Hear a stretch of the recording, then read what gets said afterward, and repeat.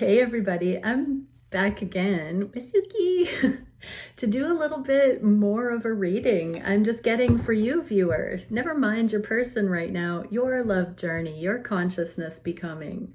Let's see what you need to know most at this time. Okay, we get the Magician and separation, the illusion of separation, being neutral about it.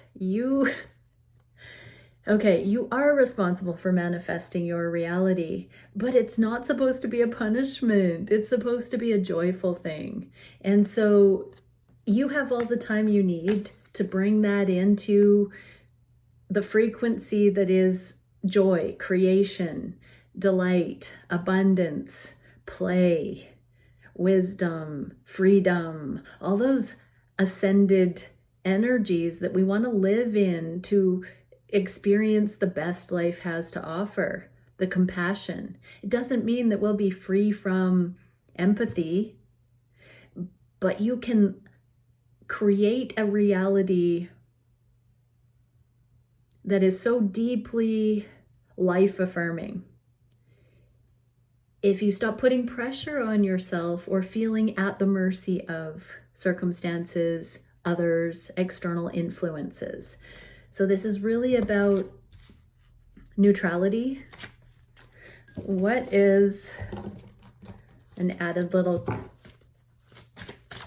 message we can get from the Elemental Oracle for my viewer in neutrality about manifesting or trying to push a manifestation forward, creating their reality? What else can we see about this? We are getting storms, cleansing storms, and beginnings east. So you might be feeling like you're going through an upheaval, a storm, an emotional thing, a mental impasse, a physical circumstance, or it doesn't have to be difficult or negative or feel bad. It can also just be a lot of hectic or chaotic energy because you've got so much on your plate right now. Whatever this intensity is that's making you feel like you're further from your goal than ever, or you've got so much to do, to learn, to master before you're going to ever get ahead. There's something like that in the energy viewers, that we're just being asked to look at the natural ebb and flow, the way that nature does it. You know, the storms bring nitrogen with the lightning, they bring water, they cause growth, they infuse it with new electrified oomph, and it brings in the new beginning. I'm going to read these 23.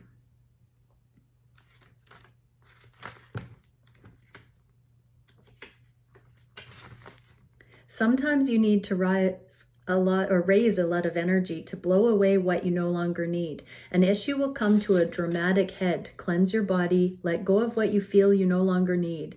Be specific in your release. Harm as little as you can in the process. Okay, so something is about to come to a head. And so be specific. Be wise, be aware of what this coming to a head energy is to release in your life, and do as little harm as possible. So that means being objective, not being in ego, no eye for an eye, just really looking at solution, progress, freedom from whatever it is that has been blocked, and it is certainly making way for a new beginning. So if your love connection isn't front row and center right now in the ways that you are feeling primed that it could be, that's because whatever this storm warning is, it's getting you into alignment with what you're actually asking for, this new beginning.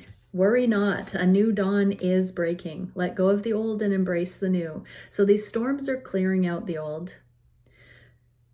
Flow forward without heaviness or anxiety. New ways of being are called to you. Speak up with a clear voice and do not resist change.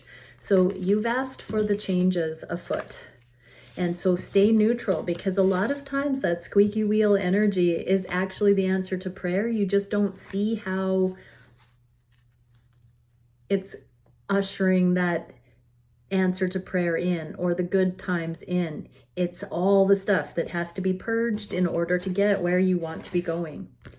What can we see for the emotions for my viewer to be aware of?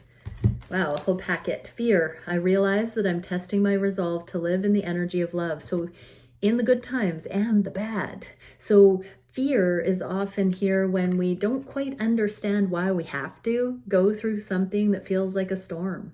If you can be conscious through that process, you can live in the resolve of love. Is that how it was said? Resolve to live in the energy of love. So you can evoke that energy of love even through the things that are scary or seem to be coming to a head.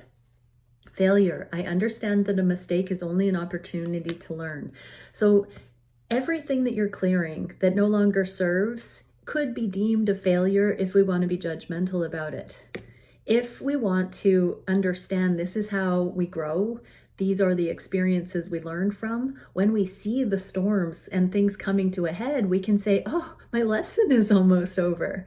I'm getting everything I needed to when I began that detour or engaged in that particular thing that's now front row and center and inconvenient or distracting me from what I really want. If you look at it in that way, you will miss the triumph that is available to you because it's coming to a close. Always remember that when these things rear up and they feel like they just won't go away, you have yet again another opportunity to finalize that in your life. If you should take it to heart, that's what's available. Grief. Okay, so I understand that losing something is an opportunity to appreciate it. In these moments of insecurity, fear, failure, grief, when we're in between worlds and the old still hasn't died out, we haven't quite resurrected the lessons from that, we can be in this grief that the things that we do desire are further out of reach, and they might feel like a carrot on a stick. But if you can just sort of embrace that you have to clear the old to make room for the new, the grieving process can be for the old, and you won't be projecting that grief onto the things that you haven't yet had a chance to experience, if you can follow what I just said there, viewer. So appreciating.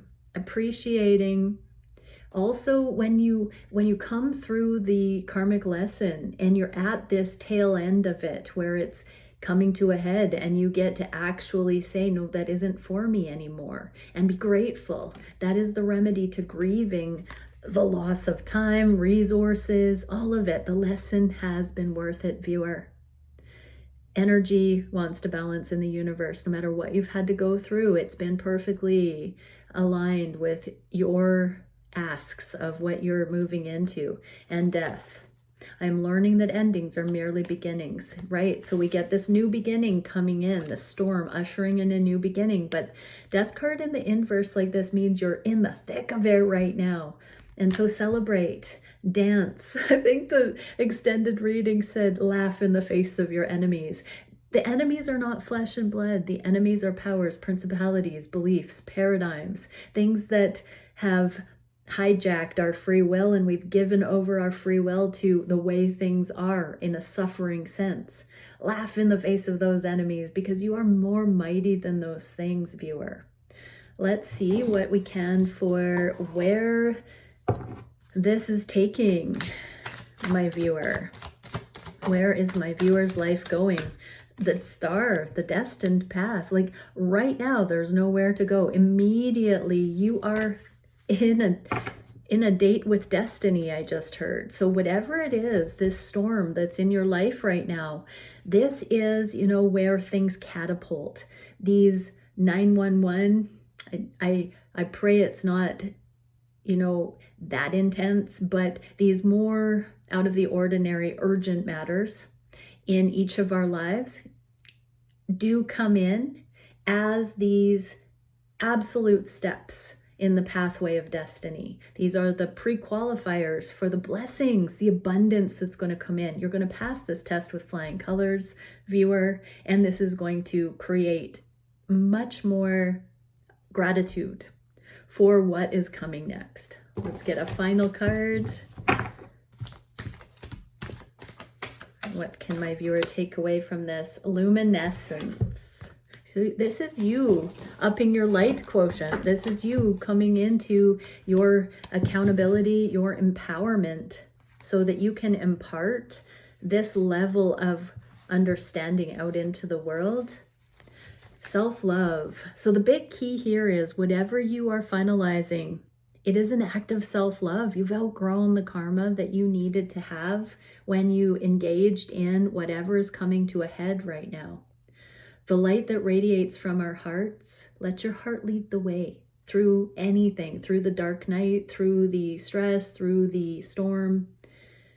Light shining in the darkness, heart-centered living. So everything that's coming to a close, the things that you are letting go of, let yourself let go of them on your heart of hearts, because this is making way for a more authentic, heart-centered way of life. Just because it's familiar, just because it's hard, just because it's taking energy to face at this time, does not mean that you should lose sight of the fact that it's providing spaciousness, safety, softness. You're dropping the resistance. You're saying yes to you. You're saying yes to your higher timelines. It's worth it. It's worth the fight, you know? And I'm not saying aggression and resistance and all of that against the karma that you're releasing right now. It means surrendering to the process, completely saying, yes, I'm ready to fully release it. I'm ready to dance in this storm. Removing your heart armor. Exactly. No more ego armor. No more retaliation, eye for an eye. This is letting yourself bend like a willow in the storm and finding that true path through. Mercy, humility, integrity, compassion, grace. Accepting your shadows as the flip side of your strengths. So you've had to go into those shadow sides. Whatever your karma was connected to your shadow. The vastness that you are. And as you come through the valley of the shadow of death, you get to dance in the storm of completion. This is the storm, the rain dance of completion on these things. And so it does point to your stress. You are qualified, or your strength. You are qualified to own your strengths, having firsthand proven that you can overcome your shadow. A vulnerable, wide open heart. There's nothing left to hide. Authentic, heartfelt needs. So this is where you no longer have imposter syndrome, viewer. This is where whatever this storm is that you're clearing right now is ushering you into your wholehearted acceptance of your higher timelines with no imposter syndrome. Heck yeah. All right. Many blessings, everyone. Bye for now.